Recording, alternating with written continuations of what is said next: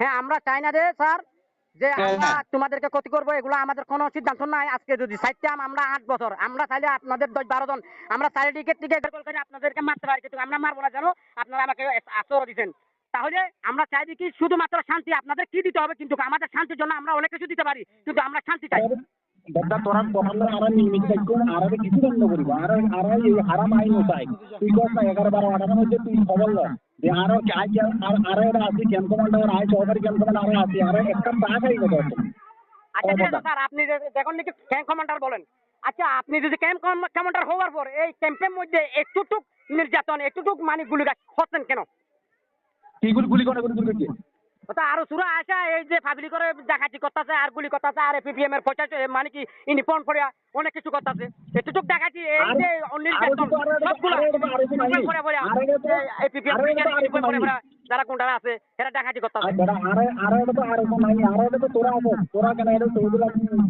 আর আপনি মিথ্যা বলছেন, এত বড় হওয়ার পর আপনি মিথ্যা বলছেন কেন? জানো আপনি বলছেন যে তোমাদের কাছে আরো শুনাই যে আমরা নিজে দেখলাম এই যে 7 জন আপনি সরে দিচ্ছেন যে টেবিল কুচা করে একটা আছে হেতে পাহাড় থেকে উড়ে দিছে, ওগুলো আর শোনা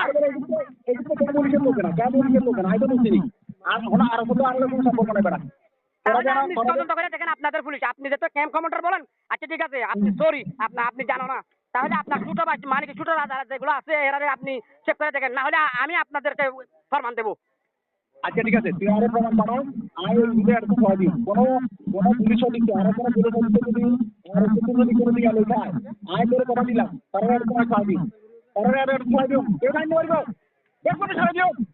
আচ্ছা ঠিক আছে আপনার মাথা গরম হয়ে গেছে দেখতে, মানে কি আমি বুঝতেছি কি যদি আপনারা এই আজকের থেকে পরে যদি আমরা মানে কি পিবিএম 50 জন ক্যাম্পের মধ্যে যদি নির্যাতন আর যারা নাকি গুন্ডারা আছে হেরালো সামিল হওয়ার পরে যদি কিছু করেন তোমাদেরকে গেরগোল করে মারার আমরা বাধ্য হবো। আমরা কালকে মরবো আজকে মরবো, কিন্তু আমরা মতের এখন ভয় পাই না।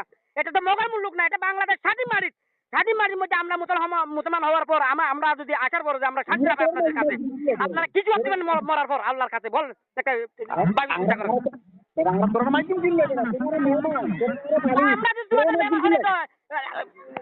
কালকে যে 70 জন গাইড করছে অশোকরাজ দিয়া এটা কি করছে? আপনারা বলছেন কি করছেন? আপনি যে ক্যাম্প কমান্ডার বলেন